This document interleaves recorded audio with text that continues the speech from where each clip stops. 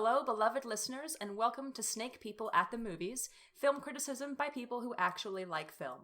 Join us as we dive into movies we love, movies we respect, and movies we wish we could unsee.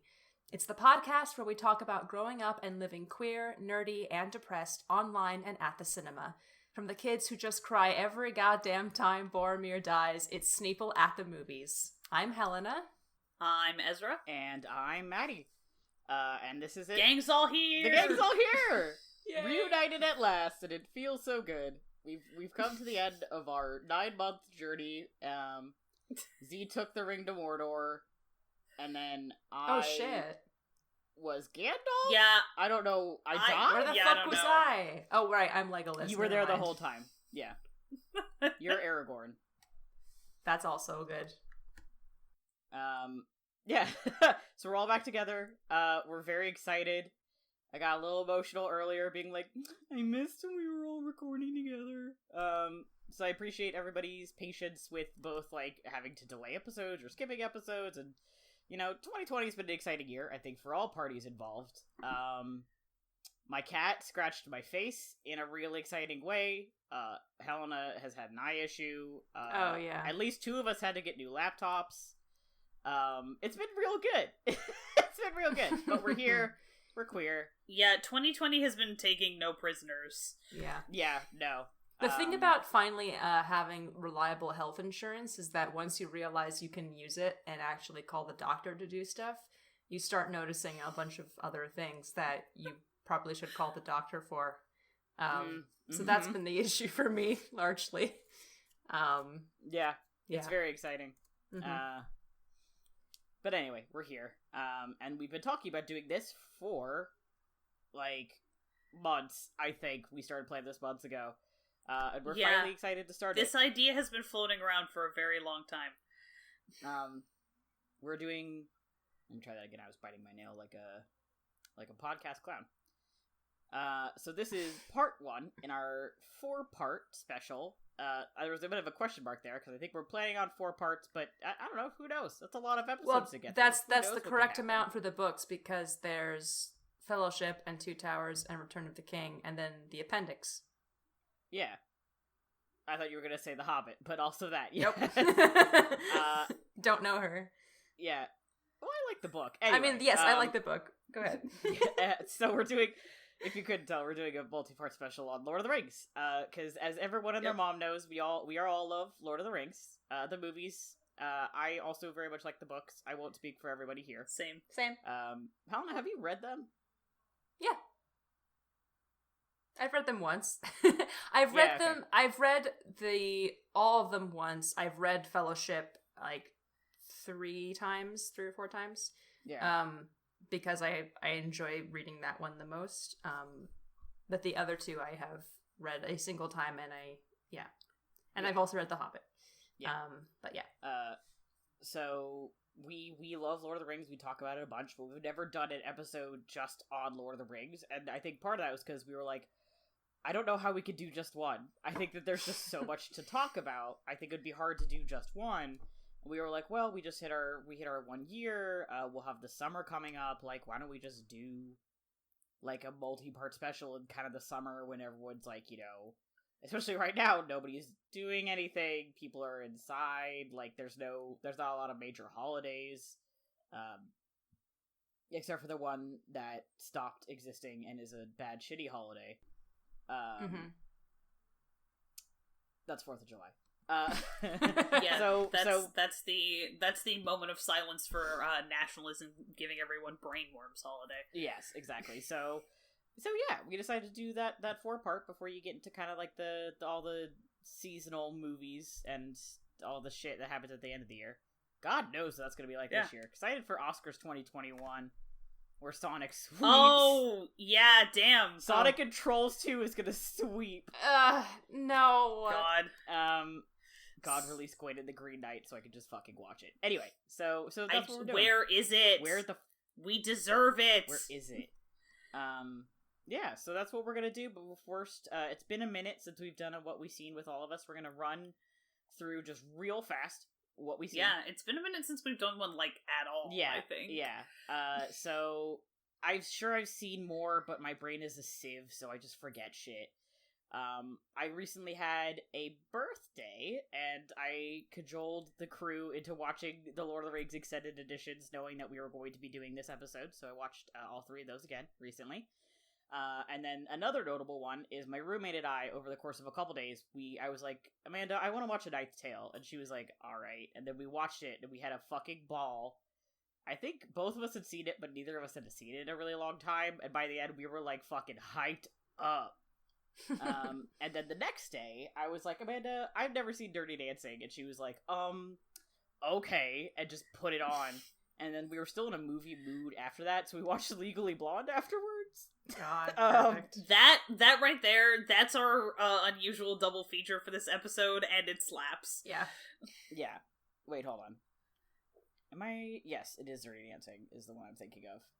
I had to double check. I forgot for a second, but it's the one I'm thinking of. Yeah, so it was a very good double feature. I had a fucking ball. And a good triple feature, if you have enough time for all 3, is just, like, fun-ass movies, is what it was, so that's what I saw. Cool. Nice. Z, do you want to? Oh, yeah, I think I saw other stuff. I don't know. My brain is also like a sieve.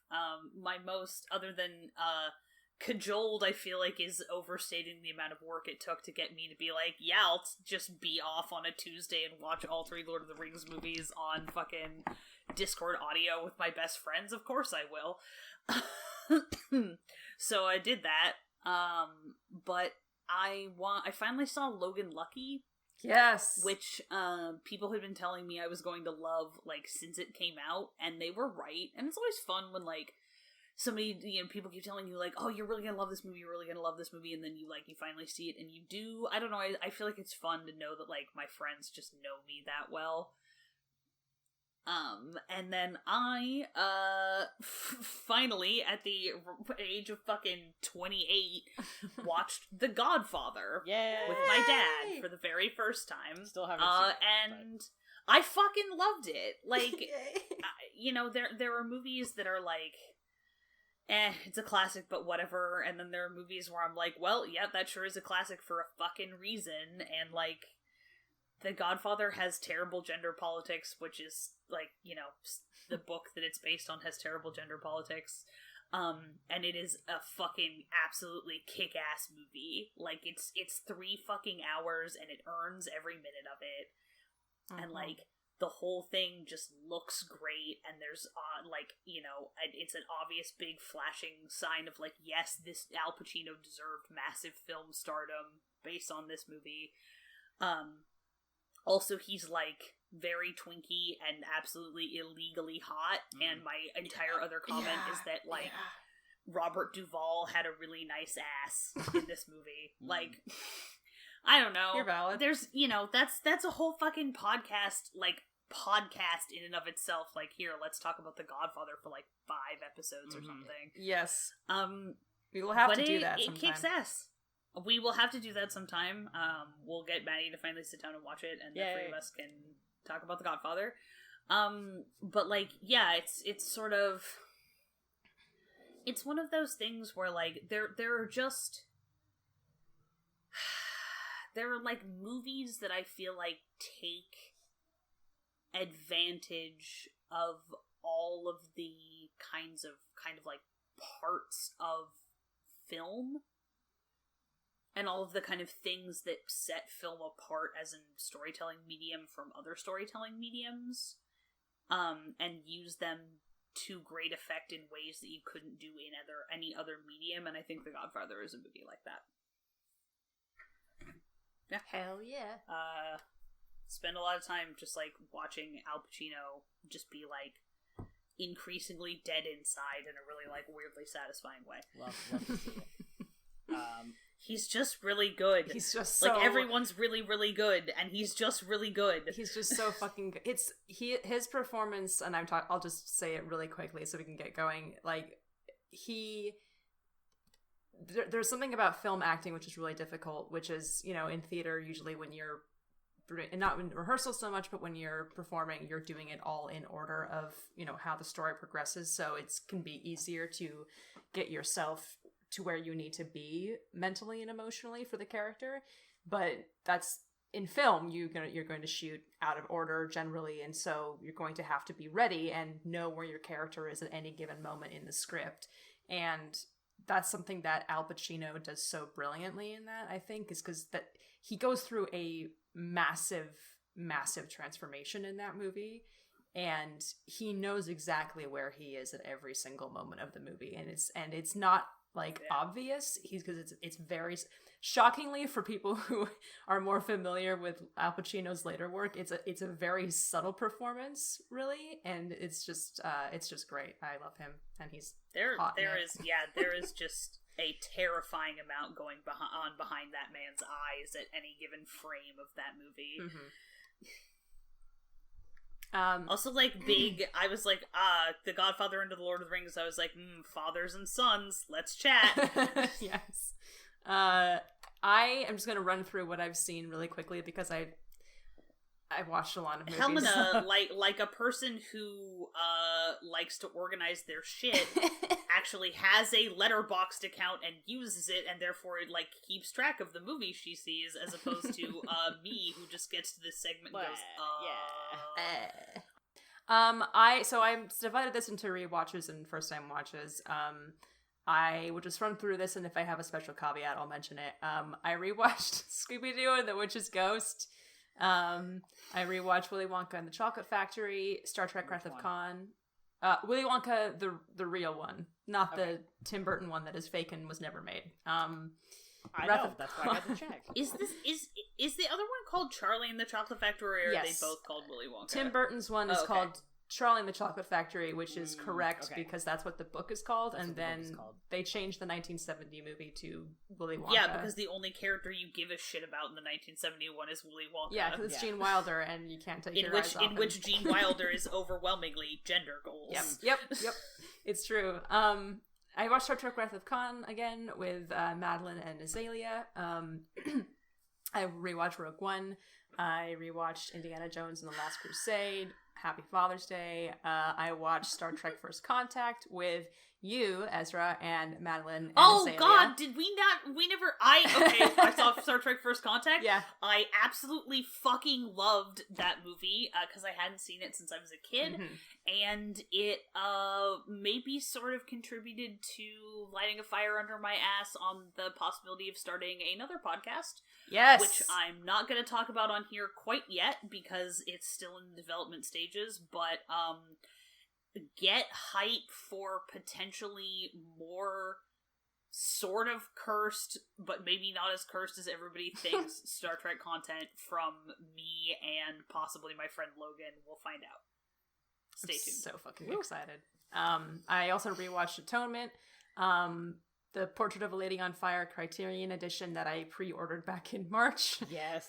Came and I rewatched that. I rewatched Seabiscuit alone. Yeah, you did. In the basement. Yeah, you did. In the dark, wearing my Horse Girl sweatshirt. And can I just say that I cried.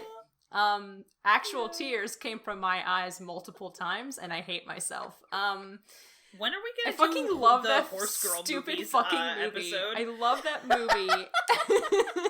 Tobey Maguire is so beautiful in it. I'm so sad. Anyway, I watched Seabiscuit. I watched Lord of the Rings. Obviously, my parents and I rewatched Jaws for 4th of July, because that's the only 4th of July movie that exists. And we rewatched The Killing of a Chinese Bookie, which is one of my John Cassavetes movies that I have on the Criterion. And my first time watches, I first time watched, that's a stupid way to put that, Snowpiercer, Green Room, Orlando, Moonstruck, which is one of my new favorite movies of all time, The Witch, The Dead Zone, The Watermelon Woman, My Own Private Idaho. Criterion was doing a Pride month special, which is why Watermelon Woman and My Own Private Idaho are on here in particular. Shirley, But I'm a Cheerleader, the other new favorite movie that I've discovered. The Half of It, which is a really sweet Netflix movie that just came out by Alice Wu. I really want to see that, actually. I need to watch that. I want to watch it. I think Amanda and I are going to watch it. It's gay Cyrano de Bergerac. Oh. It's really cute. Oh god. I mean, bold of you to assume that Cyrano de Bergerac is Yes, not gay, exactly. like, in and of itself, but for bi. Everyone in that is just bi. For lack of a better term, yeah.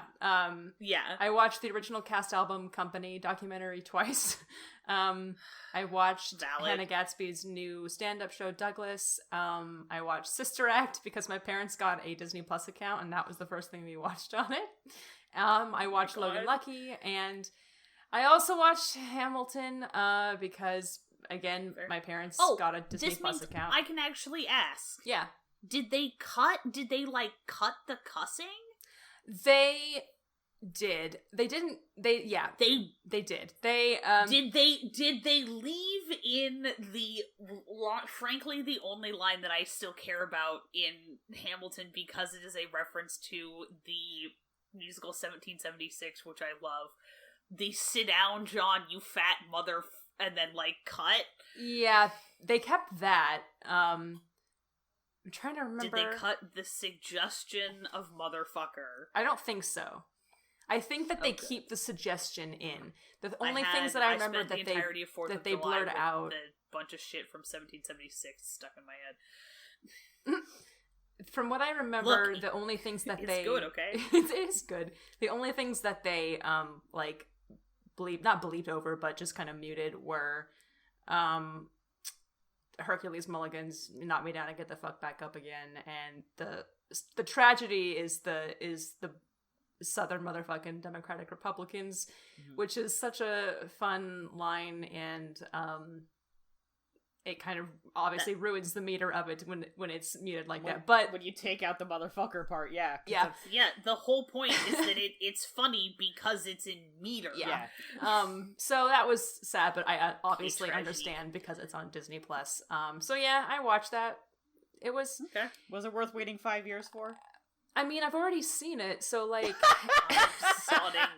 I mean, I went to New York to see it, and with my parents, they bought tickets to go see it back in 2015, or 2016 actually, and I mean, I don't want to get into Hamilton discourse because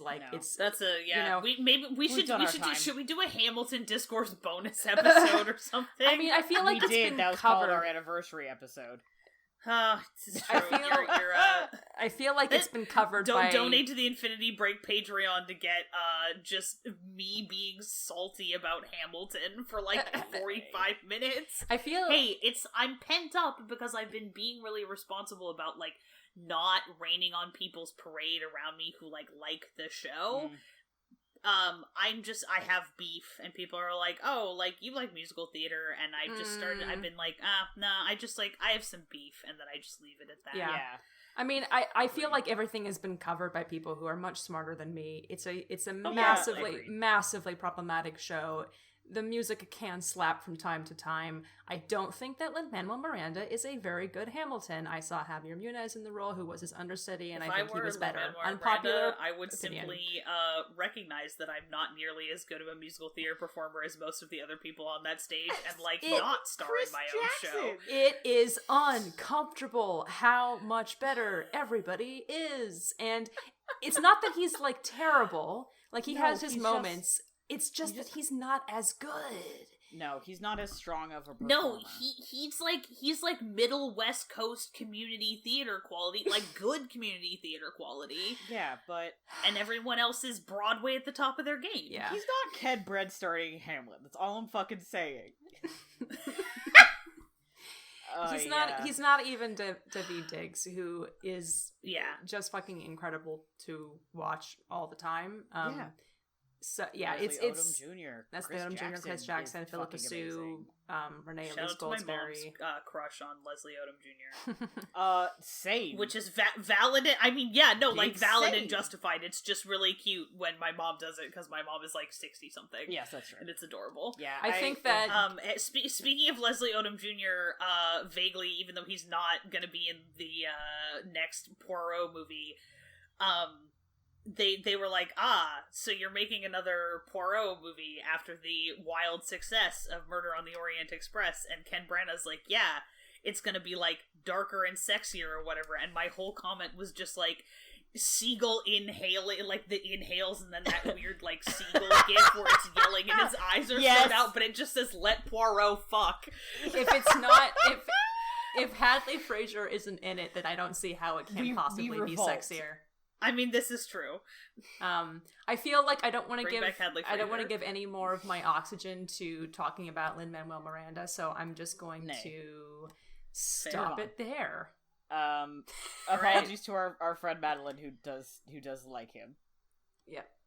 I love you, Madeline. My opinions about Hamilton have nothing to do with my feelings for you. That's right. I felt the need to say that because I know she listens to this, and I wanted to be like, Madeline, I love you, and I'm sorry. Yeah. Oh, I said I wasn't going to rain on people's parade. It's okay. It's our podcast. That's why I said it there, to be like, we're not raining on your parade, and we love you, and you get to do whatever you like. These are just our onions.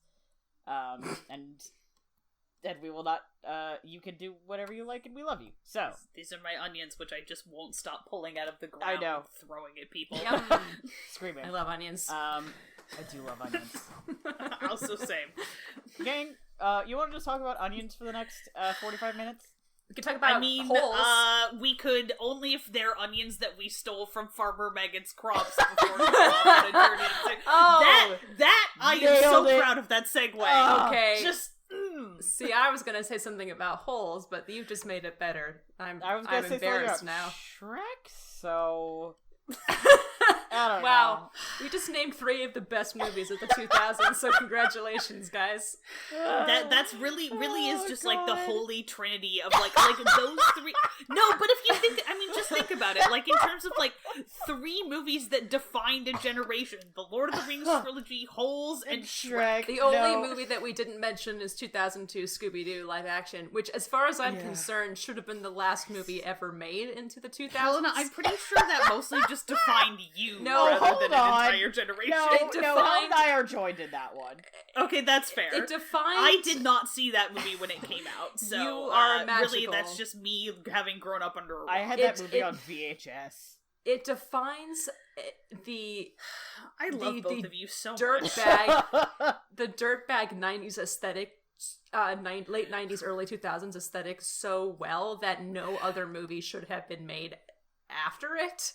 Fair. We should have stopped making movies until 2010. Yeah, because you just can't top it. That decade was, or 2005, I would say, is when maybe we started shifting into a new kind of era. But yeah. You know, before, it was like there were no other movies that are going to encapsulate what being in fucking 2002 felt like. But before that, there was Peter Jackson kidnapping a bunch of actors, dropping them in the middle of New Zealand in costumes, and then filming them as they walked in real time across an island nation. That's right. That's what happened. And you know what? We love every fucking second of it. I mean, I guess it was what happened if you were Sean Bean, who notoriously is terrified of helicopters. And so they would drop him off like lower on a mountain or whatever, and in Boromir costume, and he would fucking hike up the mountain for whatever shot it was, because he didn't want to ride in a helicopter. That's fucking perfect. I love that. There's so many stories from Lord of the Rings that are just so fucking funny, which I'm sure we'll talk about. It genuinely, we will, because you get the vibe of like, one, it's so cool that we like know so much about the making of these movies because it was such like an undertaking on the scale of like the cast of thousands type like fucking shit like Ben-Hur, but for the 21st century, and in a place that most people in the rest of the world didn't know shit about. Like, people didn't know jack about New Zealand before these movies came out and were, like, the world's most expensive and effective tourism advert of all time. Yeah. Come to New Zealand, we shit you not, it really does look like this. Yeah. Oh, man. And also, I think there's something to be said for the impact of like all these people being together for what, like 3 years to make these movies. Like, oh yeah, shit just happened. It was inevitable that weird shit would happen. It was like fucking summer camp. Yeah, for 3 goddamn years. Sean Bean was only there for part of it, but like he still got his stories in. Fucking Tig happened. Tig, yep. You can't take a tag. God, Elijah. We don't have to go into the commentaries in this episode, but I feel like it's one of those movies too where, at least among the fans, I feel like the commentary is almost as iconic as the movies themselves. Yes. Oh yeah, there's definitely an element where like these movies are they are amazing on their own, but they really reward like being a nerd about the making of these movies, not just the final product. And there was absolutely an amount of like, I don't think these movies would have held up as well if everyone involved hadn't been so damn passionate about making them and so like made that passion like so accessible to the fans. Like everybody who worked on these movies was like exactly as excited about as the super fans, if not more. Right. Like, you know, also shout out to like even little things like shout out to the 2 dudes from Weta Workshop who fucking like wore their own fingerprints off putting together chainmail. You know, like just the sheer depth of commitment that went into making every aspect of these movies, like, kind of, I feel like justifies the amount of, like, fan response energy that goes into them. You know, you whatever you are putting into these movies, the people who made them put more in. So, like, you just kind of don't feel as weird about it, I guess. Or I don't, anyway. Yeah. No, especially when you start learning about, like you said, all that stuff that happened behind the scenes and learning about how much work was put into it, and also how groundbreaking it was in a lot of ways. I think... Oh, yeah. How many fucking, like, actual entire, like, programs and techniques did they just invent to make these movies? Yes, every time I watch the beginning where you see those armies running at each other, I think about, I think Lord of the Rings Minute is still ongoing. Yeah, another podcast. They're still... Yes. Excellent. So good. I'm gonna look up what minute they're on, just out of curiosity, they do an because I would like to episode... give them a formal shout-out. Yeah, they do an episode of a podcast for every single minute of the extended edition movies. So every podcast episode is just discussing 1 minute. And I've learned some of the coolest shit listening to that episode, because when you are discussing 1 minute in like some episodes are like 12 minutes. They don't have a lot to say. Some of them are like 20 to 30. It's amazing the detail you learn. Yeah, the latest today, which to date this episode is getting recorded on July 10th, 2020, release is just entitled Return Minute 55, Death. Theoden finishes his speech and ignites a battle cry among the Rohirrim. Everybody just take a moment, because I'm sure you can hear it in your head. Yeah. Like, fucking 12,000 people on horses screaming death. Yeah. Fucking amazing. It's good. I very would good podcast. I would absolutely panic and run. Yeah. But at the beginning there's the two armies going against oh my god. You know, the beginning last alliance of elves and men. The beginning of the movie. I think it is that scene where they start talking about how they built this program, and basically all of those are AI. Just sprinting at each other, but they, like, programmed it in such an interesting way where the first few runs where they were trying to get that scene, the army, like, the people of the army started running away, because they were like, oh, we can't fucking win. The AI was like, oh, this is unwinnable, and left. Like, or something along those lines. Like, it's amazing what they were able to build, with simply in terms of technology, not even getting into practical effects. It's astounding. Yeah, you're gonna hear us in these episodes go, like, start to talk about something, go like, wait, nope, that's for a later episode a lot.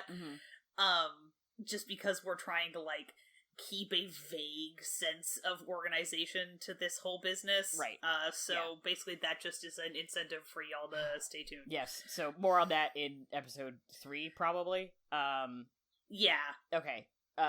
Let's talk about things that we are actually going to talk about this episode. Are we going to talk about how we got here? How we got here. Yeah. Who would like to go first? Talking about kind of like our backgrounds with Lord of the Rings, the movies, the books, like why do we care about Lord of the Rings? What are we bringing to the table here? Yeah. I can start, or Helena, think maybe you want to go? Okay. Alright, so, this started, when I was 6. I'm 28. When I was 6 years old, my dad got me this fancy little, like, wooden box set of The Hobbit on book on tape, for the little tape player that I had, 'cause, it was the 90s. I fell instantly and completely in love. Bilbo Baggins was the last imaginary friend I ever had as a child. I spent a lot of time coming up with reasons that he was allowed in the women's bathroom with me. Like in kindergarten. I don't know why this was something I was concerned about, but I was. And so the summer I was 9 years old, so summer 2001, they officially announced that there was okay, Fellowship of the Ring coming to cinemas Christmas 2001. Which I'm gonna just double check that date, because if it turns out that that's wrong, that sounds right to me, because I always remember them because they are coming out on the 17th of December, which is my they've always come out in December before Christmas. I think 2001 was the first year. Somebody will correct us. And so so my dad, who is kind of, both my parents are selectively nerdy, which you would not necessarily expect from meeting them.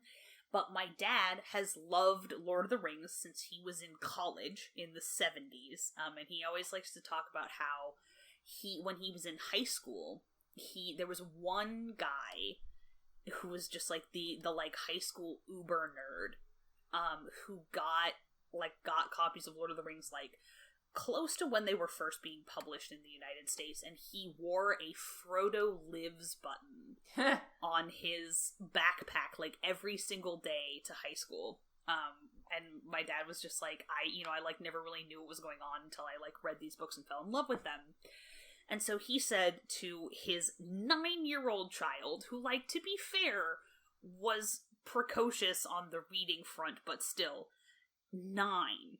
He was okay, I will only take you to go see Fellowship of the Ring when it comes out in the movie theater if you finish the book first. You have to read the book. And he bought me the all-in-one paperback that they released as a promo for the film that has that shot of the ring wraith silhouetted in the moonlight on the hill on it. Yeah. From Powell's Books in Portland on a family trip. I think we were down there for his birthday or something. And I hauled that fucking thing around with me everywhere I went as a, notably short and shrimpy 9-year-old. It took me, I think at 2 months to get to the Council of Elrond. That sounds right. But I loved it. It was, I had liked fantasy and stuff, I would always liked fantasy, and I loved The Hobbit, but it was, and I was already, Harry Potter was already a big deal at that point, but I just kept plugging, and I fell in love. And so I read Lord of the Rings the summer I was 9 years old. I am 28.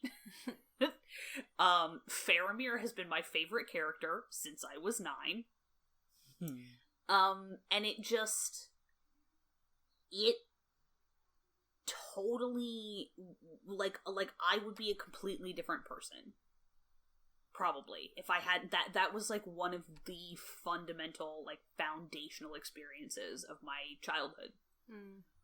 Was that I just lived in that, because it was so, like, it was really hard to read, you know, and so I was doing it all the time. I read in the car, I took it in the bathroom, you know, I was getting in trouble for reading it everywhere I went. I just lived in Middle Earth for like 5 months when I was 9 years old, and I kind of just never came back out.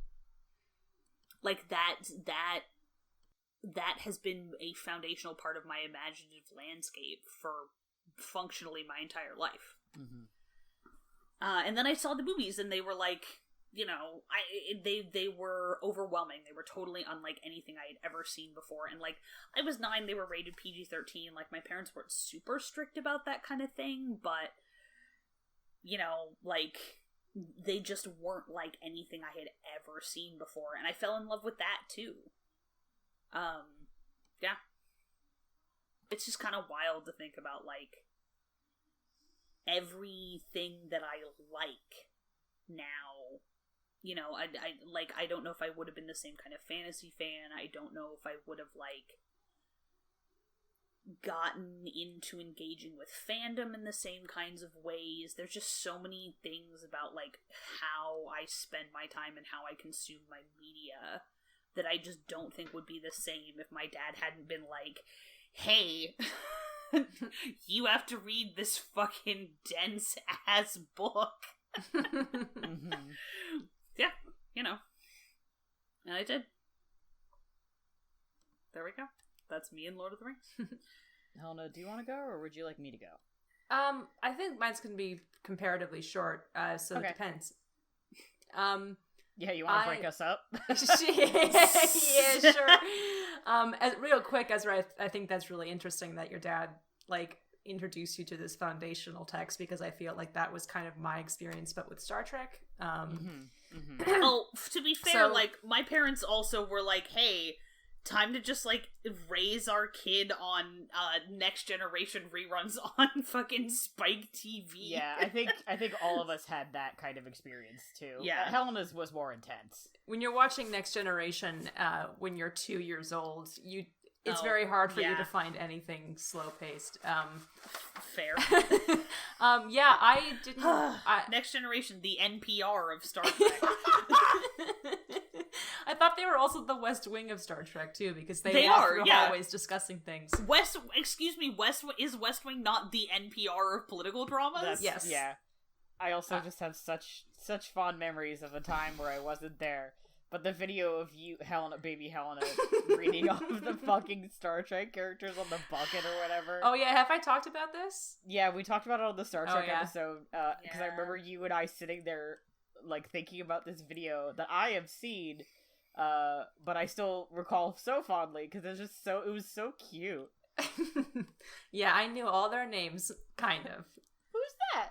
I thought that Riker's name was Cracker, which is fucking funny. I couldn't pronounce R's, so I just called him Cracker, I guess, which is, you know. So yeah, Lord of the Rings. I didn't read the books when I was a kid. My first exposure to Lord of the Rings was through the movies. My parents also had, like, no, I mean, they had some supervision over what I watched, but I was, I watched a lot of, like, scary movies as a kid, and, like, more intense movies, so I was pretty, there wasn't really a lot that they kept from me, because they knew I had a pretty good grasp on, like, handling shit, so, I was watching Fellowship of the Ring, like, right when it came out. Our DVD of Fellowship of the Ring is from when it came out in 2001. We bought that the special edition DVD, you know. And then we just watched the rest of them after that. I think Return of the King is probably the one that I've watched the most, because for a while we didn't own the other two movies. So Return of the King was just on, I think, FX or TNT, like, all the time. So when we had cable, we would literally, anytime Return of the King was on, we would just watch Return of the King on fucking cable television for 5 fucking hours. However long it takes to watch Return of the King on FX. Oh, God. I mean, that would be probably 5.5 if I had to guess. It used to be on FX because sometimes, like, my dad would be flipping channels, and I would hear the music, and I would be, like, in my bedroom or down in the basement of the house I grew up in, and I would, like, run up or down the stairs and into the living room and be like, oh, hey, I heard that, like, such and such part was happening. Yeah. And he's like, huh? You can just ID that from the soundtrack? I'm like, yep. Of course, what do you take me for? Yeah, so I think, I don't know when I started watching them regularly. I think I remember trying to read Fellowship when I was like 11, but I was also like right in the middle of my Artemis Fowl phase during that time, so I just really wanted to read Artemis Fowl. Wild. Funny how that works out. So I was just kind of reading those, and then I put Fellowship down because I was like, this is slow. And then I picked it up, I think, when I was in high school. I read Fellowship and Two Towers and Return of the King when I was in high school. I got a box set of the books off of Amazon from like the 60s or something. And then read The Hobbit like years after that. So it's not as foundational the books aren't as foundational for me, but like the movies have been in my life for a very long time. And of course I grew up on like Lord of the Rings meme culture and as we all did. And I think when I met you is actually, or when I met the like hanging out with the two of you was when I first started regularly watching the extended editions. So I've actually seen, I'm like the theatrical edition friend because I've seen like the theatrical editions the most. And I only recently acquired them on DVD for myself like last year because they were on sale at fucking CD Game Exchange. So yeah, so that's kind of my experience. I had a crush on Orlando Bloom because I'm a fucking bisexual, and I liked Pirates of the Caribbean, and I was like, this is what straight girls do, and that's fucking funny. That's that on that. Yeah, I imprinted hard on Pippin, like real bad. Hell yeah. Honestly, he's my favorite. And I think that's it. More stuff will probably come up and like resurface from childhood memories. I have a vivid childhood memory of watching Fellowship and hiding behind the couch because it was the scene in Rivendell where Bilbo tries to take the ring back and his face goes all horrible. Spooky. Yeah, still foundational spooky moments for me. Yeah. Okay. So for me, I think Z and I have a fairly similar story, but to be fair, for me, my memory of much of my early life is just kind of a jumble, so I don't really remember what order stuff happened in super well. My dad took me to see them all in theaters, which I remember seeing some of it in theaters. Once again, like, early memories are just not my best ones. Not in quality, but in terms of how I don't remember them super good. But the reason I remember is because I rewatched the extended editions with my mom and stepdad a few years back, and my mom was like, I can't believe I let your dad take you to see all of these. And I was like, you sure did. But what I do remember are a couple of things. One is they did, in 1981, they did a BBC radio play. Oh, hell yeah. Which my dad had on a CD box set in this, like, wooden box, which I now have. And we used to listen to those. So a lot of my, like, kind of vague understanding of Lord of the Rings when I was young was actually the radio play, which is structured a little differently. It covers a lot of kind of the main parts, but it's very much like Lord of the Rings speedrun. It skims over a lot. It's so well done, though. I listened to it on a beach trip a few years back, and I was, like, scrambling to change CDs while driving, which was very stupid, but God, it was an amazing drive. It's so good. I like highly recommend listening to it. I'm like, God, where is that fucking set of discs? Because I want to listen to it again. But also I had a set that was Hobbit, Fellowship, Two Towers, and Return of the King. That all came together. I think it came in a box set, but I lost the box like basically immediately. Because I haven't changed in 27 years of living on this planet. And there are these gorgeous watercolor covers, which have always been my favorite, and they have different spines and different colors. And my parents used to read them to me. And eventually when I got old enough, I would read them myself. But my parents kept reading to me even when I was reading, just as like a bonding thing. It was just like, I don't know, that was just like something that we did together, as we would read together. Yeah. And the reason I remember is on the inside cover of Fellowship of the Ring. I found this out years ago when I picked up and read it again. You see my birth name in my shaky little hand, and you see the name of my 3rd grade teacher on the inside cover, because I would take the book to school when I was in 3rd grade and read it. So I was reading them pretty young. Also, yeah, I read The Hobbit the most, and I read Fellowship a decent amount. I feel like I didn't remember Two Towers very well at all, but I remember Return of the King pretty well too. So who fucking knows what order I read them in. And I didn't actually watch the extended editions, I think, until I met Ezra. I read the books way more than I watched the movies. I had seen the movies a few times, but the books were my main source of, like, Lord of the Rings, and I imprinted on Aragorn very hard, because I also read Narnia fairly close to then, and imprinted very hard on Caspian.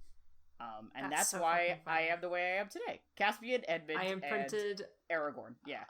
Yeah, on Edmund. You're so fucking valid. Yeah. And then I watched the extended editions with Z, and that was kind of it. Now I've seen the extended editions more than I've seen the theatrical.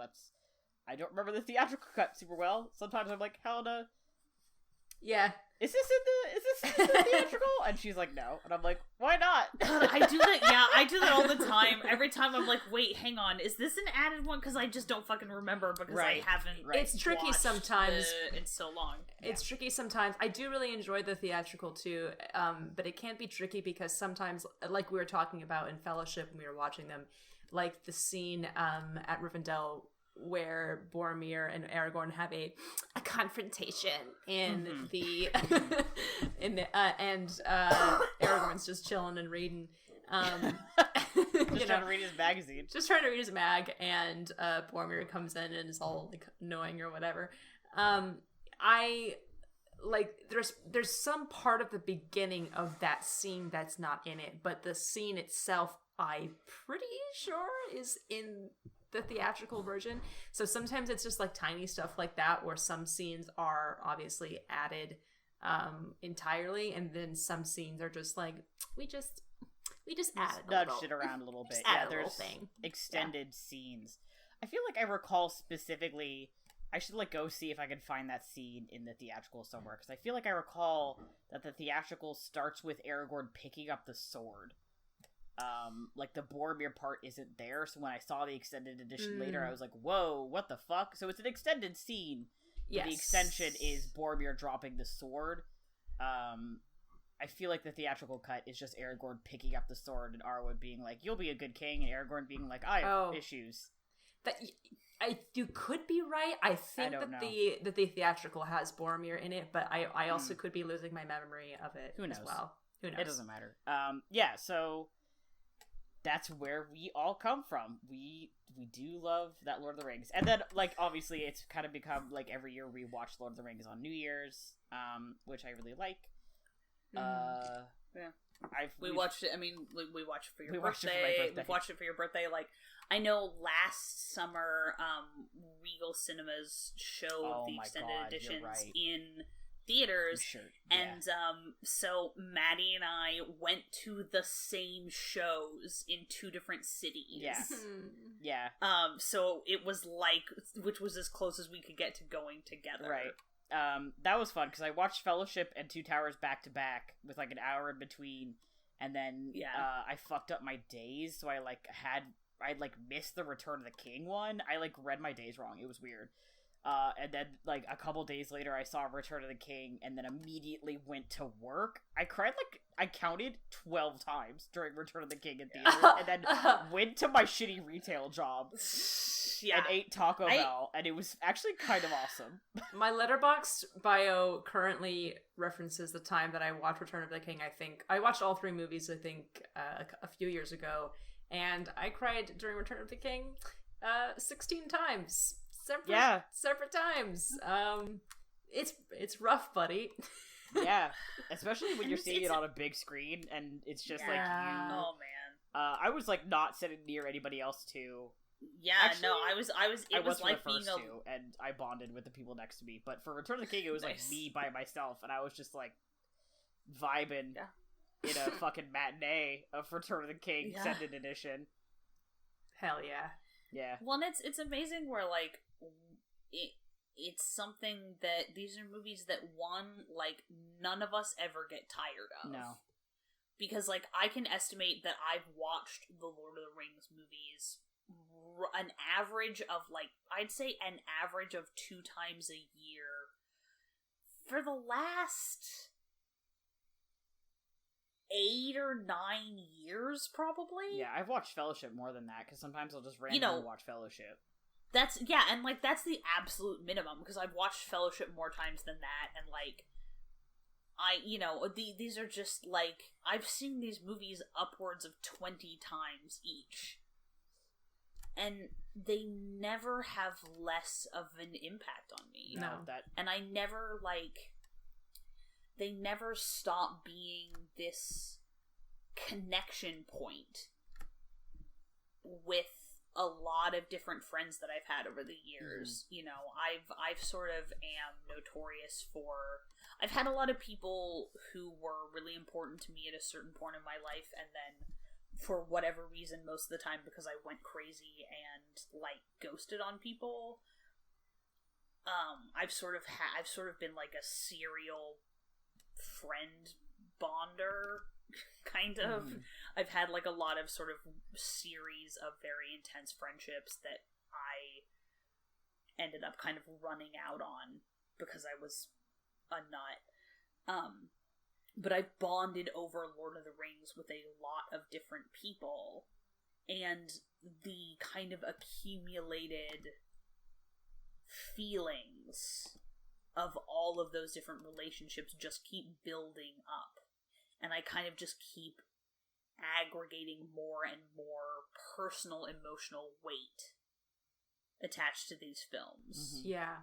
I was gonna say, I would argue that they not only do we never get tired of them, I feel like they have more resonance the more that I watch them, especially now, because like, not to get real, but in terms of like how those movies handle death, which we've talked about the past few times I've watched them, like I think I've talked about this before on the podcast, but my grandmother died like a couple years ago now, in November, and like every Lord of the Rings viewing I've had since then has been like so helpful. In terms of like not shying away from it, but just talking about death as a thing that's like not the worst thing ever to happen, and that there's some forgiveness in it. Yeah, so that's why it's really hard to like, you know, we were talking earlier about our our annual rewatch, and how I just kind of had to not watch the credits and listen to Into the West because it was going to be way too much. I'm already crying like so much by the end of that movie. Oh my god, yeah. So it's every year, and just like the last lines of Return of the King present death and leaving as things that can be that are must be felt fully but can be lived through. Not all tears are an evil. Yeah. And I think that it's like, as I get older, a lot of elements of these films get more resonant and hit me differently, but also like, as in a lot of ways it's felt like living in the world has gotten harder recently, like for the last few years, instead of easier like I hoped it would when I was growing up. You know, that I would get to a point where like establishing myself as an adult would make things easier, and instead the world just got tougher and shittier, kind of. And as those kind of outside challenges build up or reoccur, the messages about finding reasons to keep going. Mm-hmm. Yeah. I think they hit me really fresh every time. The line of Frodo's at the end of Return of the King, where he tells Sam in voiceover that you can't always be torn in two, you'll have to be one and whole for many years, is, I think, just exemplary. The exemplary version of that. That line just fucking gets me every single time I hear it. And I think it's just so wonderful to hear every time. in terms of exactly what you're saying. It's like, yeah, life's fucking hard. It's okay. Yeah. You know, which is more than what it's saying, but also like separation from people that you love too as a part of it is, you know. Right. That you cannot always lose parts of yourself to the people who leave you in various ways, that you have to be whole in whatever way that comes. There's a lot of different speeches in those movies that as you get older just really start to really hit in a different way. There's Gandalf's speech in Fellowship where they're in the mines, and he's talking about, like, you know, mercy and pity, and also like things were meant to happen, and that is a comforting thing, and that it's up to us to choose what we do with the time we have. And Sam's speech in Two Towers. The time that is given to you. Yes, yeah. Sam's speech in Two Towers about, you know, things are dark and scary, but once they're over, things will shine out all the clearer. And then also one that I think the past few times has really just gotten me was how do you pick up the pieces of what is it exactly? How do you pick up the pieces of an old life? Old life. Yeah. How do you go on when in your heart you know that there is no going back? Right, which is... Boy, is that a question I have had to wrestle with many times in my life. How do you go back when you have changed so dramatically from the person you were? How do you see yourself in the places you grew up when you are no longer that person anymore? And how do you kind of put the pieces back together anyway? You know, and for Frodo, the answer is he goes to find some place where he can heal and be whole. The Dying Lands in text is not like, or the Undying Lands, sorry, the Dying Lands, you know, the place where you just fucking die. Yeah. I think in the movie they very much make an allegory to it being like heaven. Like, people go to the Undying Lands and they are dying. They're not. The Undying Lands are really just another country, basically, and it's the place where the elves are from. It's their homeland. And it is... I saw some, like, Tumblr joke post where, like, you know, I think maybe I made the joke in the tags for the Undying Lands is the only place that has therapy in Middle-earth, and that's why people go there. But like, honestly, but on a deeper also... level, that is a place where there is no longer any hurt, and, you know, you can say that is a place where, like, you can go and heal, and that's a place that you eventually get to in your life, blah blah blah. But it is an interesting metaphor. Yeah, and that's just something that, especially, and Helena, you were talking about death, I think always Gandalf's speech too in Return of the King, where Pippin's like, man, we're gonna die. Yeah, fucking destroys me. Yeah, and Gandalf starts talking about, you know, when you die, this is what it looks like, and I realized that this time he's describing the Undying Lands. And also he is describing the Shire. Because what is more comforting to Pippin, far from home, and very young, than when you die, you go home. Yeah. I'm getting emotional about Lord of the Rings. You just made me cry. I'm literally crying right now. I figured that you were, so I thought I'd make a joke to lighten the atmosphere. Love you, bud. Yeah, you can tell when I'm about to cry when my voice goes up like that. Yeah. You know, yeah, and it's amazing that we have seen them so many times, and I've read the books, and, you know, I would say, am I a Tolkien scholar? No. Do I know large portions of Lord of the Rings forwards, backwards, and inside out? Very much so. And I it's not a joke. I still cry over Boromir dying literally every time. Yeah. Big old tears. And I think that's amazing that there are pieces of media that can have such a tremendous emotional impact and keep growing with you. You know, and when you're young, it's like, oh, this is like cool and adventure, and they make it, and isn't that cool? And then you get older, and you're like,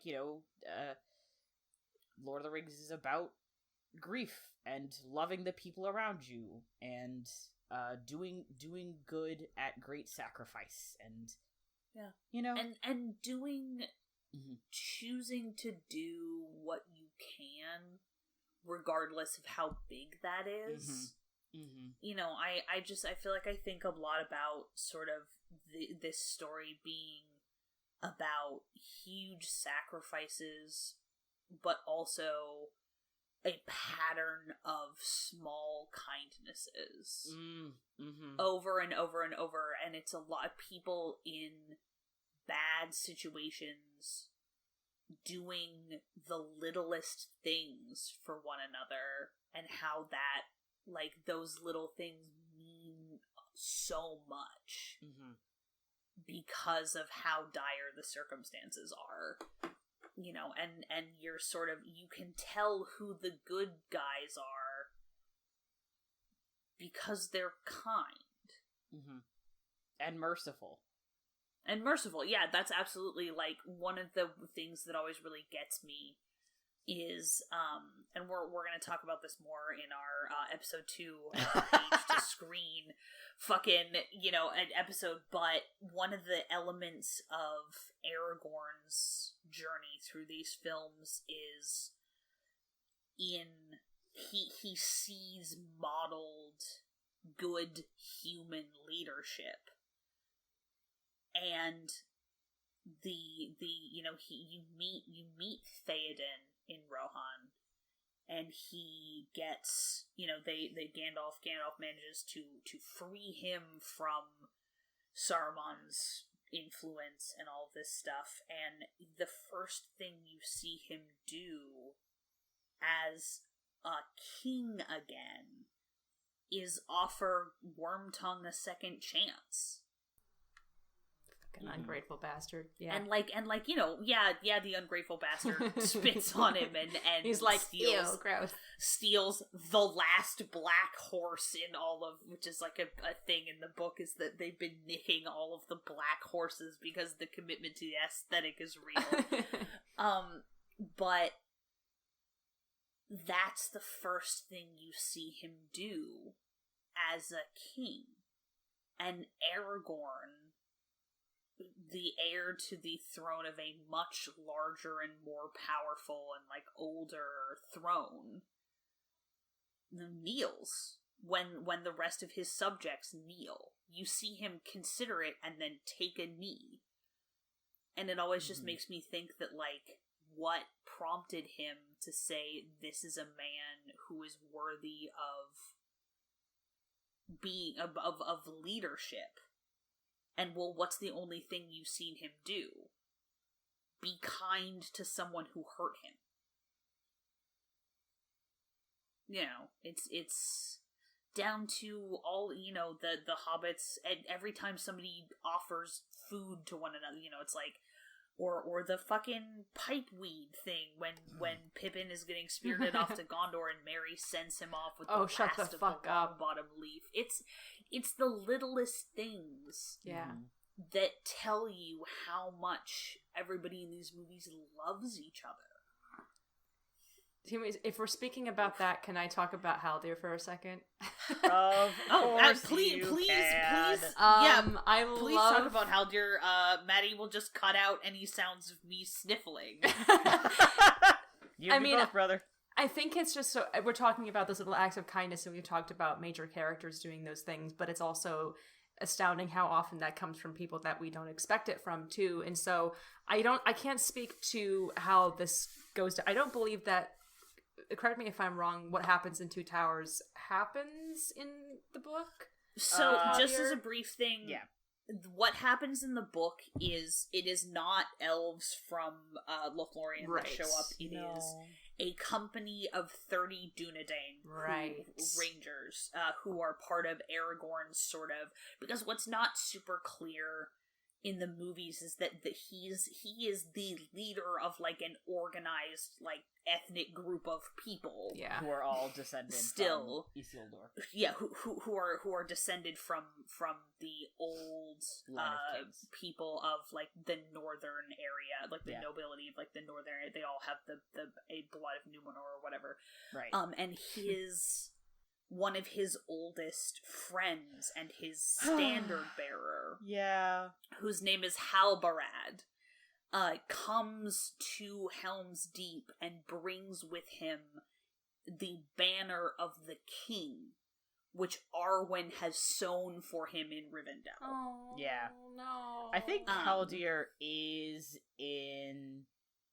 I think Haldir, Lothlorien, but I don't think he shows up again. Yes, I think that is correct. Yeah, he is a random character, and so they sort of they ended up kind of giving that similar role to him because they ended up with a different story thing because it emphasized a different set of themes, which again, stay tuned for next episode 2. Which will be kind of just the two of you and me sitting quietly listening.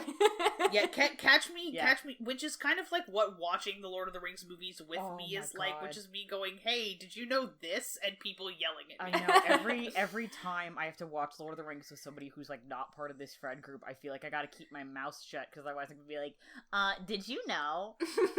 I am a fucking living one of those like ticker boxes that shows up on the screen that has fun facts about a movie, but I'm alive and you can't stop me. You're the Amazon X-ray, yeah.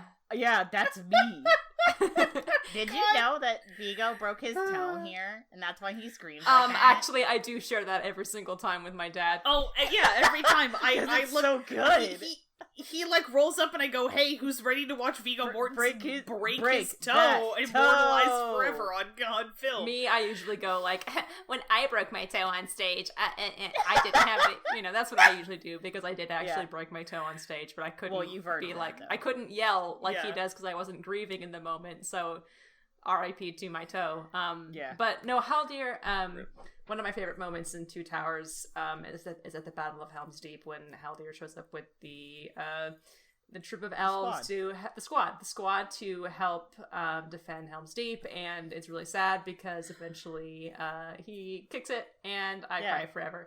And him and Aragorn share like a really sweet hug, and it's like, and so it's good. I really appreciate that, because it's just coming from every corner that you don't expect, and this will kind of verge into me talking about how well cast these movies are and how good the acting is actually, because they're so well cast, so that you have even characters like small parts technically, like the actors who plays Haldir just showing up and doing a great job, and then you care about them because the movies are so well because the movies are so good at placing these I guess at plotting and placing these characters at the right moments so that you don't expect them, and when they do show up, you are happy to see them. Does that make sense? Yeah. Oh, yeah, absolutely. Yeah, it's kind of like how I'm always happy to see Éomer, you know? It's like, and I'm never like anticipating like, I mean, I am, because I've seen the movies a million times, but I'm always happy to see him. He's always well placed, even when he's being an asshole to Éowyn in Return of the King. Yeah.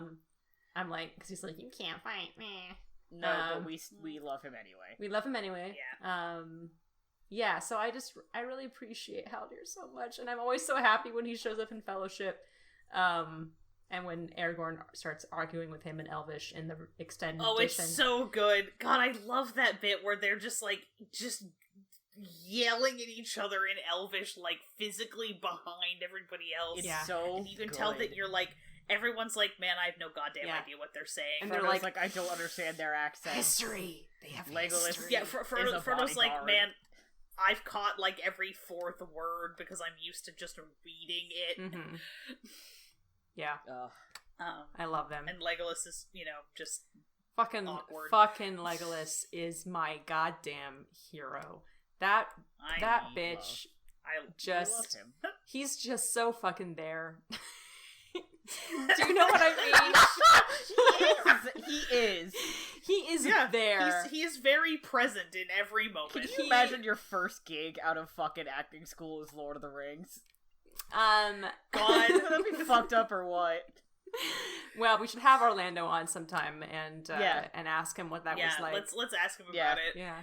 Just once again with the where did Sir Ian McKellen get all these twinks? True. That reminds me of one of my favorite behind the scenes moments when it's just Ian McKellen and Billy Boyd sitting in some chairs.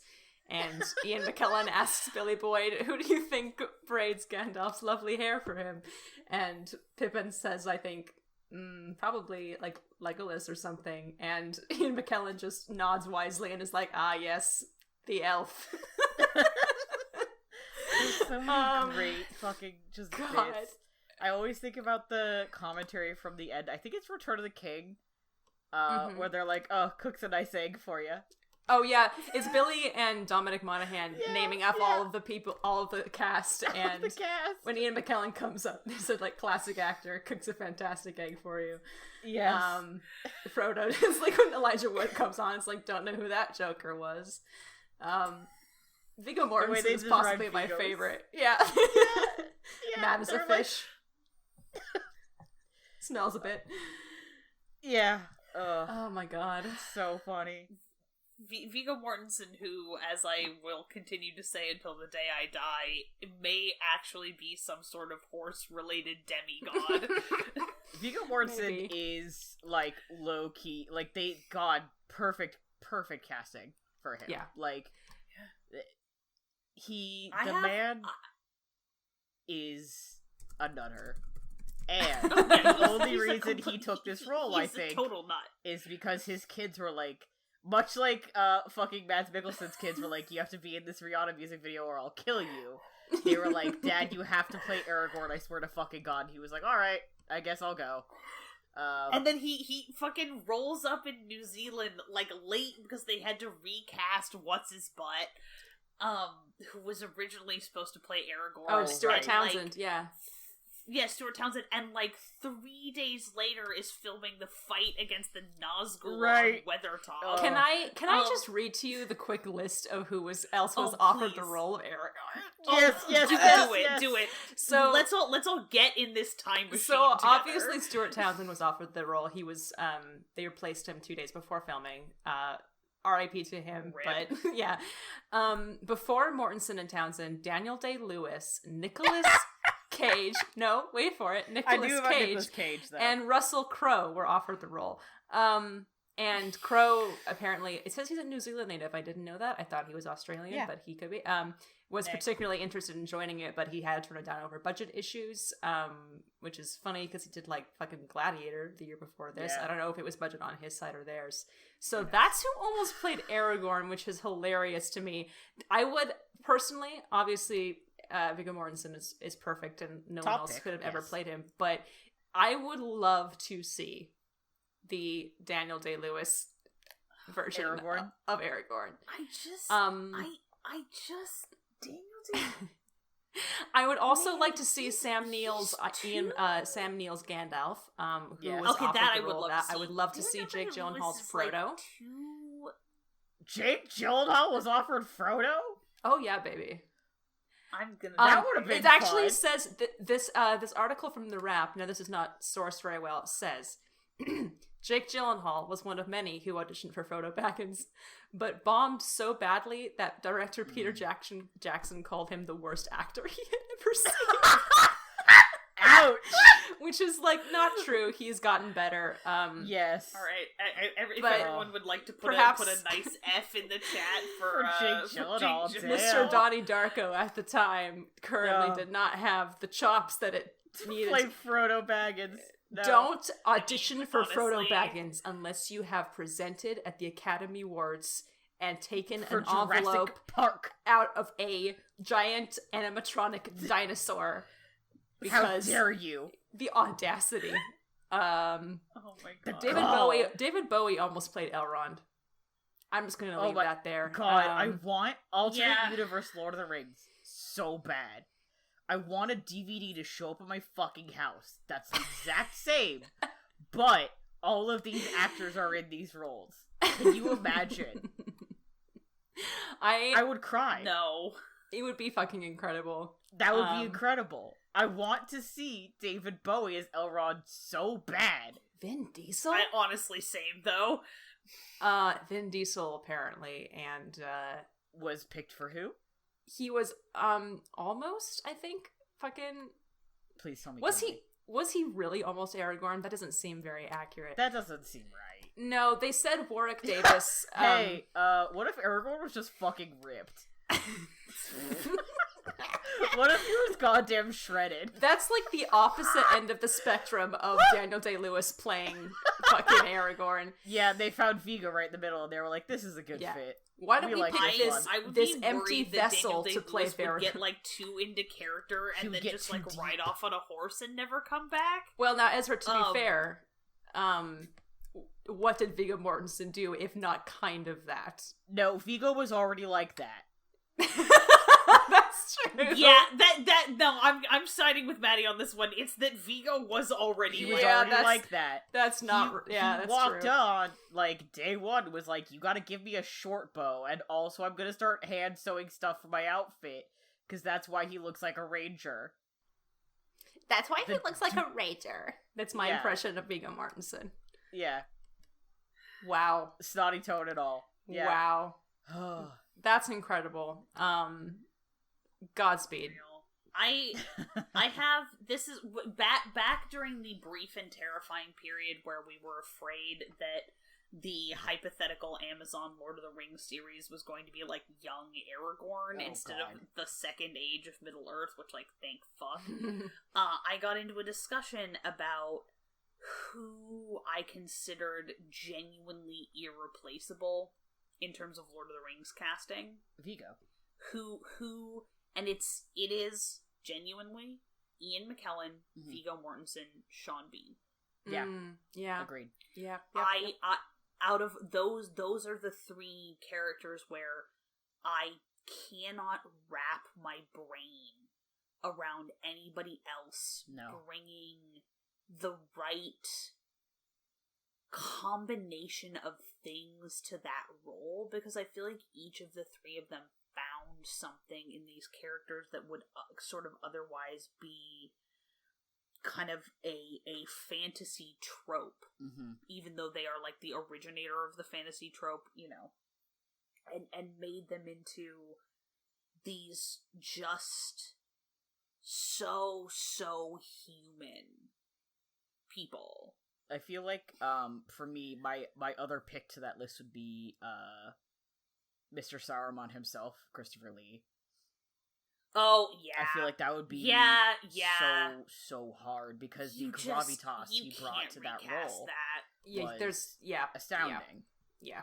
Also, the idea of him and Ian McKellen being swapped, like, there was originally... That's fucking funny. Oh, God. So weird, right? Because fucking Tolkien was like, I want you... Can you fucking imagine? Tolkien was like, bitch, I want you to play Gandalf. And when they were casting, he rolled up and was like, the author of the books said, I should be Gandalf. Peter Jackson was like... the only person working on this project who ever met Peter Jackson, because I'm already a million years old. Right. And Jackson... or Tolkien, fucking Peter Jackson was like, okay, but what if you played Saruman instead, because we want Ian McKellen to be Gandalf? And he was like, this is acceptable. Presumably that's how that conversation went. I don't know, but I cannot imagine the other way around. That's just so. It's so. Both of them are just so perfect. For Ian that McKellen role. breaks my heart by doing absolutely nothing in two moments in Return of the King. Oh God! There's a moment in the it's right after they return to Rohan, and they're singing this. Merry and Pippin are singing the song, you know, and there's that weird moment where Pippin's like, "I've touched the Palantir," and it's very weird. And Aragorn comes up to Gandalf, and they're talking about like Frodo being alive, and we don't know if he's alive. And Aragorn asks him like, "What does your heart tell you?" And Gandalf just like looks at him, and there's like just a tiny shift in his face as he is like, says that he's alive, he's and it's just like God. Yeah. And then the same kind of thing happens in the reunion scene in Gondor at the end, after Frodo has had his Eagle Disney ride and he wakes up in Gondor and he sees him, and Gandalf is just like looking at him, and the face that he has, and he's just he seems kind of like stern at first, but also kind of like he's trying it's a mirror to the beginning of the movie when they first and Frodo's just like, Gandalf, like all slow and beautiful Gandalf because he's an angel. Dead. And he thinks that he's in fucking heaven, and then Gandalf just starts like laughing, and it kills me dead forever. Ian McKellen is an incredible actor. I don't know if anybody else was down about that, but it's true. But if you were, fuck you. Yeah, fuck you. He has a couple of moments specifically in Fellowship 2 that just kill me. One where he realizes the ring is the ring, where he has that moment of relief of like, oh, that's not it, and then Frodo's like, oh, wait a minute, and Gandalf's like, fuck. And then again in Rivendell, when he's like, Frodo shouldn't have to take the ring anymore, and Elrond's like, there's nothing else to do. And you just see and then the third time in the Council of the Ring where Frodo's like, yeah, I'll take the ring, and you just see Gandalf's face. Those 3 times where he's like, I don't want Frodo to have to do this. Yeah. Frodo shouldn't have to do this. And he does. By God, that little hobbit did it. By God, that bitch did it. The power. That's just what being gay is like. The power of love. Yeah. Yeah. Speaking of which, fucking Samwise Gamgee. Hello, Sean Astin. Samwise Gamgee as like the person equivalent of like honestly a fucking Jaeger for Pacific Rim. He is. When you're right, you're right. He's like the goddamn just like.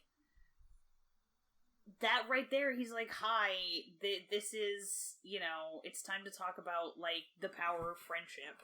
Yeah. Basically. Yeah. I love me a Sam Gamgee.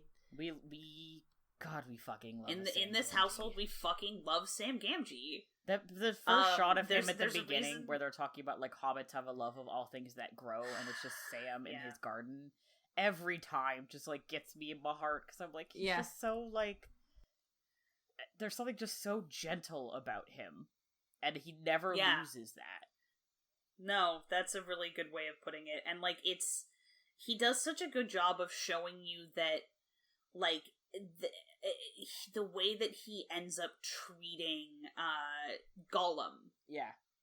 Is 100% about being upset that he can't he can't fix things for Frodo when he feels like he should be able to. I think is a big part of it.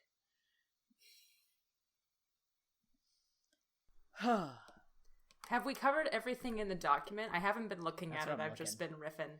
We've just been talking. Yeah, we could really just riff. We wrote like a little document about like here's some things maybe we should talk about, but like we've just been talking. Yeah, should we wrap it up? They do good. Do we want to talk really quick about the 4 episodes? Like what are we doing? Yeah, sure. What we're currently planning. Yeah.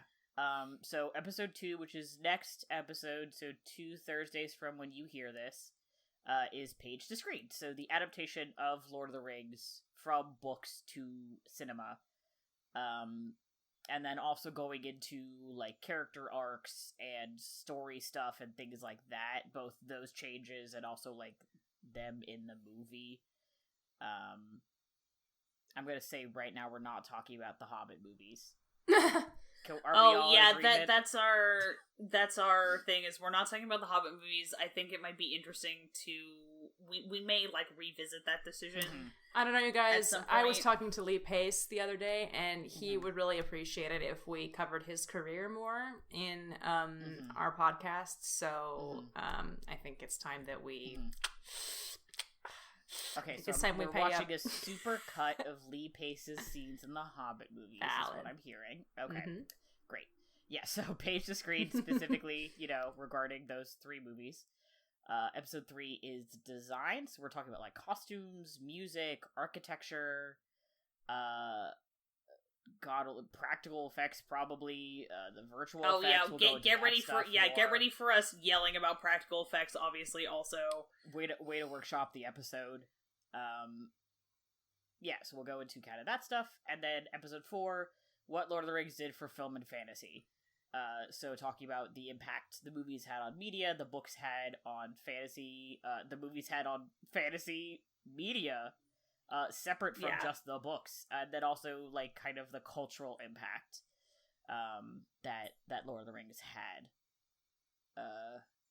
Those are kind of the 4 we have planned right now. We will hopefully have guests. We'll kind of see who we can grab, and who's interested in what. If not, the 3 of us will be here. So I'm sure y'all are stoked about that, and we'll see. You know, maybe stuff will happen. We'll see, maybe stuff will happen. And that was the end of that sentence that I had, so good job on me. That's generally what happens on a podcast, yeah. Mm-hmm. Yeah, absolutely. I'm looking forward to talking about a lot of stuff, because, you know, obviously, as evidence, we can just fucking go for hours on these movies, and, like, I think we all definitely find that, like, I certainly feel like I find new things to talk about, like, actually every fucking time I watch them. Which seems wild to me, but I feel like I'm like yelling about, like, just different shit every time.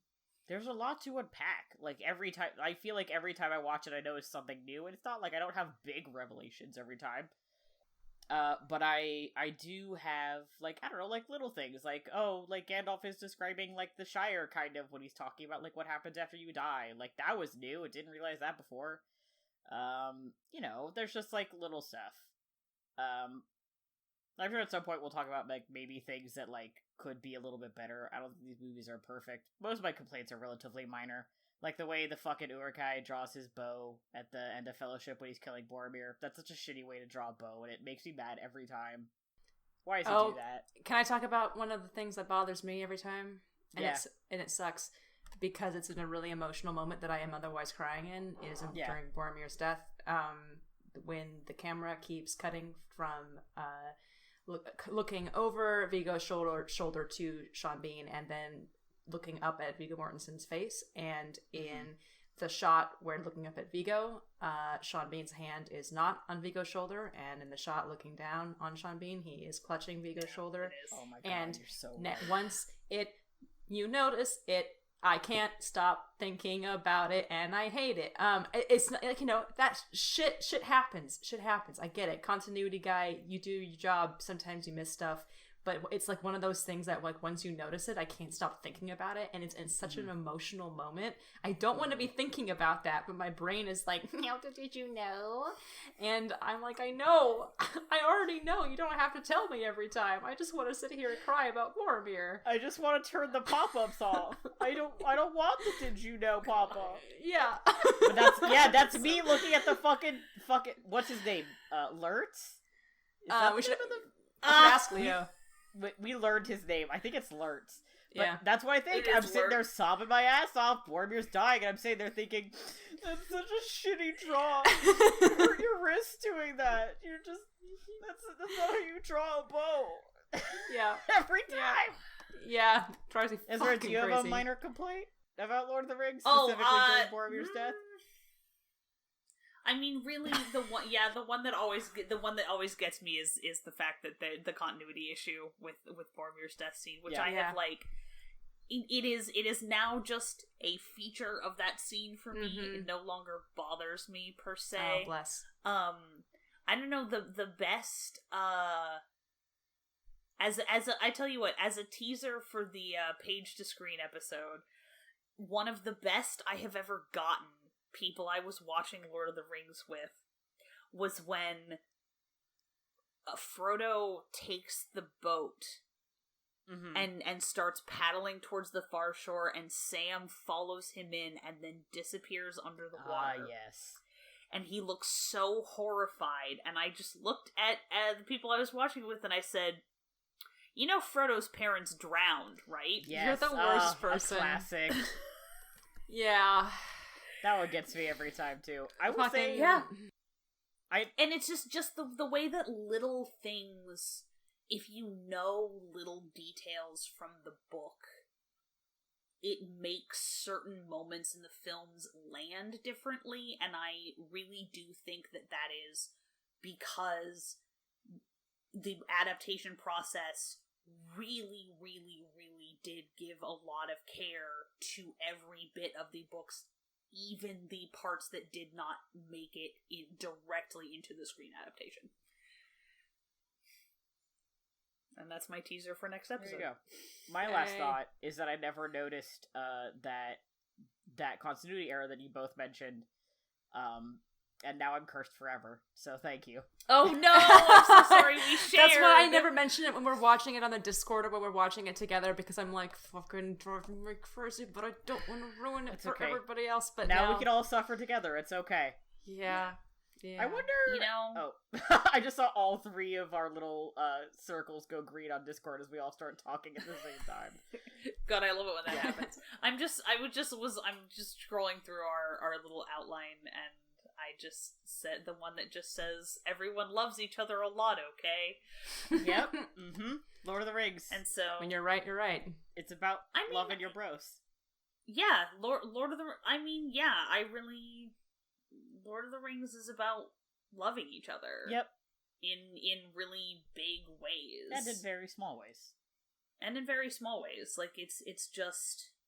You mean like in the way that Merry and Pippin... Everything that happens in those movies is about love. Mm-hmm. I was gonna say the way that Merry and Pippin love Longbottom Leaf. Uh-huh. I mean, that's definitely a form of love, yeah. Yeah. Or the way that Merry is always, like, putting his arm around Pippin to shield him from stuff. Yeah. You know what, Matty? You know what? You know when Frodo goes away to the Undying Lands at the end, and you're looking at Sam, obviously, because Sam is kind of the focal point there, but Merry has Sam his is arm very around much Pippin. the grieving widow there. Yeah. But you know what? Yeah, he sure does. All right, cool. I'm gonna go lie down for a million years now. Good night. No, you have to read Bye. the outro. Helena, the outro. Fuck the podcast. So thank you for hanging out with us here on Sneople at the Movies. I'm back. I came back from the Infinity Break Network. Check out infinitybreak.net for more awesome content, and come hit us up on Twitter at people_snake, or shoot us an email at sneopleatthemovies@gmail.com. I didn't actually come back. I'm lying in my deathbed as I'm reading this.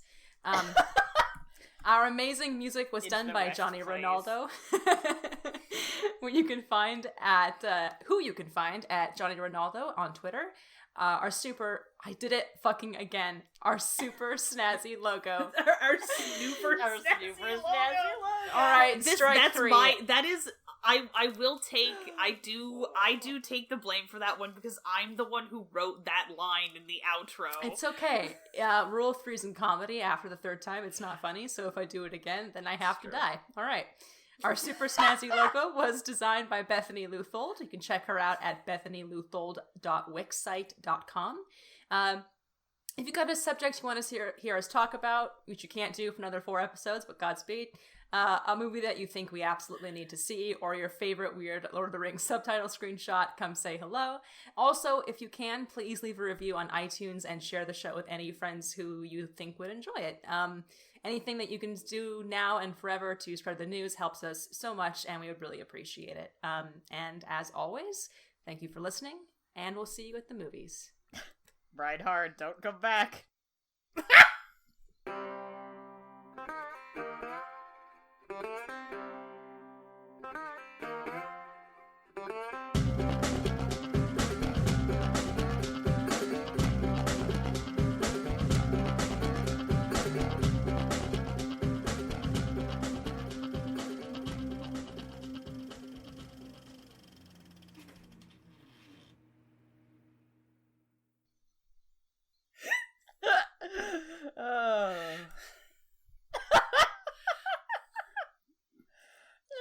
Just sneak it in at the end.